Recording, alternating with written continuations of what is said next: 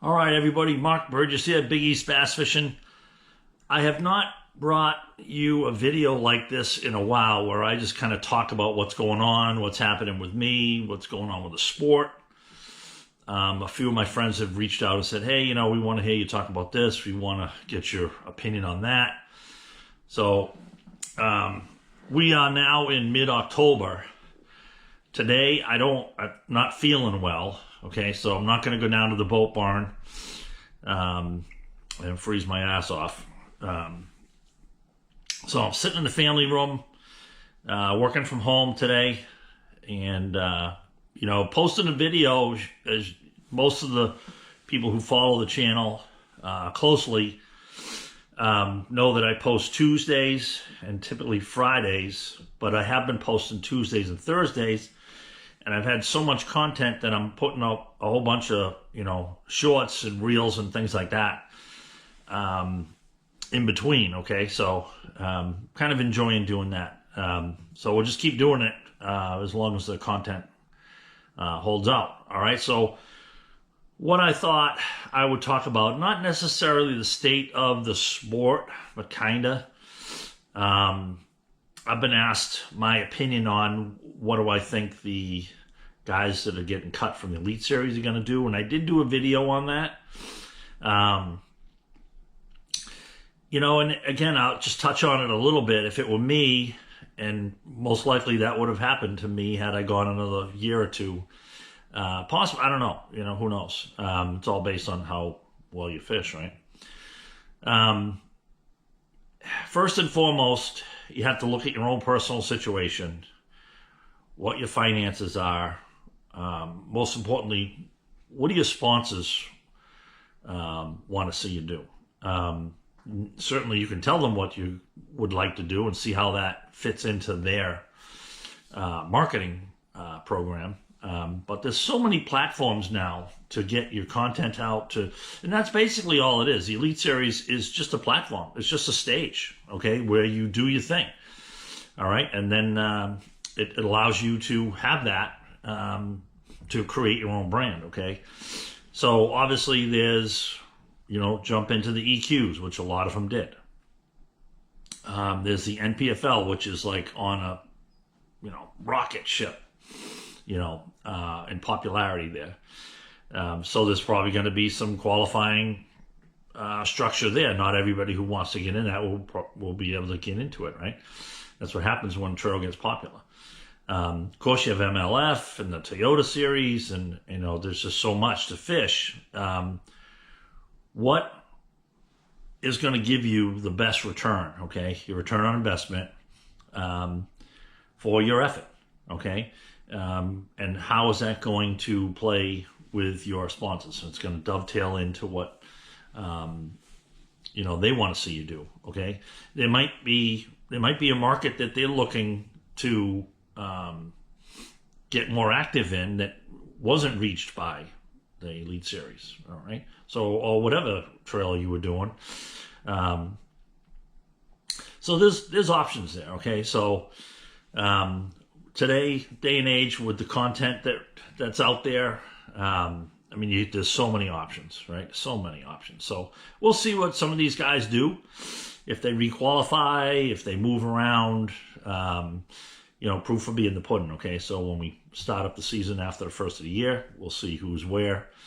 But, I don't know if you caught the podcast with Zona, Tommy Sanders.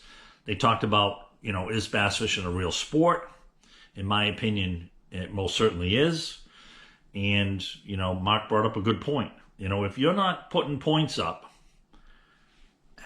you don't last very long. Okay. You get cut, you're on the bench, you're to the practice squad. That's just reality. Okay. It's all performance based. Fishing is no different. If you can catch them and let people know about it, you're going to go far. And that's always been the case. Always. And I've said it over the past 30 years. Okay. If you can catch bass and tell other people all about it, then you're going to be all right. Okay. So that's interesting. I mean, it's a sport. I mean, there's no two ways about it. I mean, in my opinion, it's very different from stick and ball sports. Obviously, some people like to compare it to golf. The PGA, though, all the golfers own that. That's their own deal. A lot like the MLF was supposed to be, or kind of is. So that model's obviously working. So there's a lot out there. There's a lot out there for options. And, as far as, we just keep growing the sport, keeping it professional.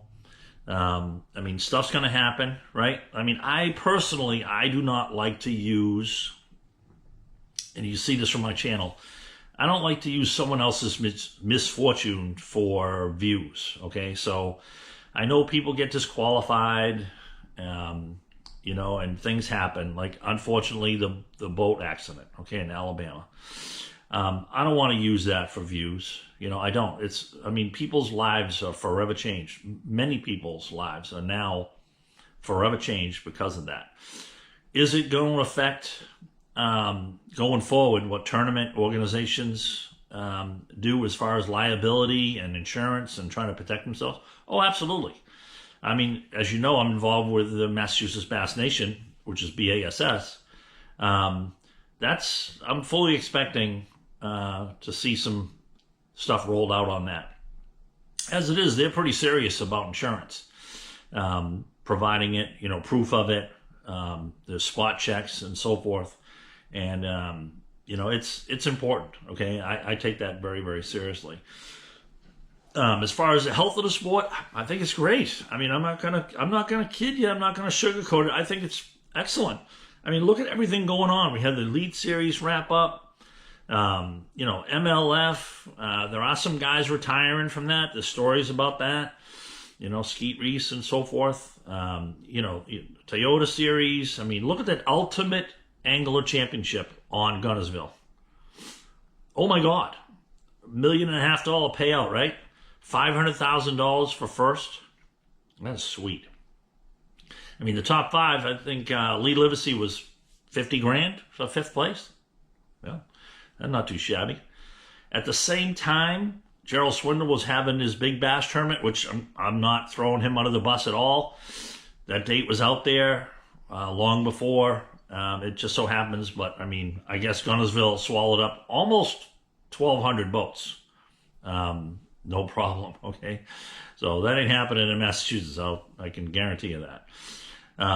Speaking of tournaments in Massachusetts, we got the second benefit tournament, Tony Alinsky's benefit tournament, which is very popular. The one in the spring is before Memorial Day. This one here is coming up next weekend, obviously after Labor Day, on one of our most popular lakes, Webster Lake.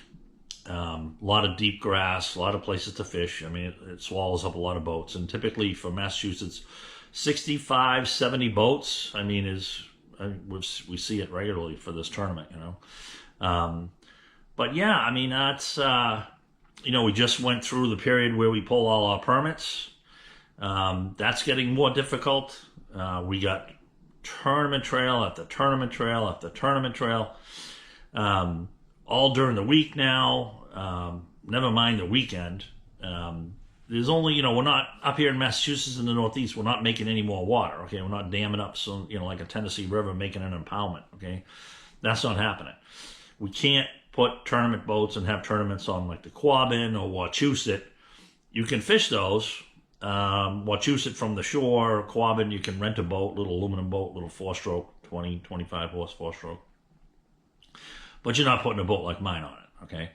So we only have what we have, all right? So it is what it is. Right now, we're ecstatic if we get over 20 boats, okay? And it's always, that's the conversation, right? How do we fill up the tournament so that we can have a nice payout, so you can have a feeling of accomplishment, when you do well against a large field, especially some of the hammers, in the Northeast, which we got some guys that can just flat out fish and catch them all the time, okay? So that's the kind of thing that's going on.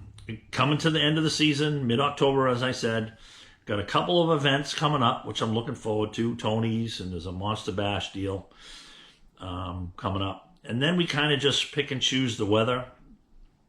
You know, if we're going to get a day that's relatively mild, you know, in the 40s, we'll head down the Cape. Typically, the Cape does not freeze at Cape Ponds. So we'll go down there. It's a great time to, you know, practice forward-facing sonar, you know, that kind of thing. So then, you know, we'll just see what happens with that through November into December. And in some cases, we almost fish all winter long. There'll be a few days a month where you can get out. You just dress for it, take the proper, you know, safety measures, you know, wear your life jacket, you know, have at least a couple of people in the boat, another group that you're going with, and, you know, your equipment, making sure you're draining all the water from your boat, especially your outboard. There's a video that I did on that. You have to check that out. I may repost that. But that's what's going on. Again, you can tell I'm just not, I'm not 100% today. So it actually feels good to kind of talk to you guys a little bit. But it's one of those deals where like my skin hurt, you know, like my hair hurt. And it's yeah, achy, all that. So anyway, appreciate you checking it out. Let me know your comments. This is where, you know, you want to hear me talk about something if I have experience on it. I have not done some stories from the road. Okay, so this Thursday or Friday, I may do a story from the road that I haven't done previous. All right, so wouldn't be a bad thing. And so appreciate you checking it out, and we'll see you all guys. We'll see all of you guys, you know, later on. Certainly shows coming up. Okay, so don't forget that.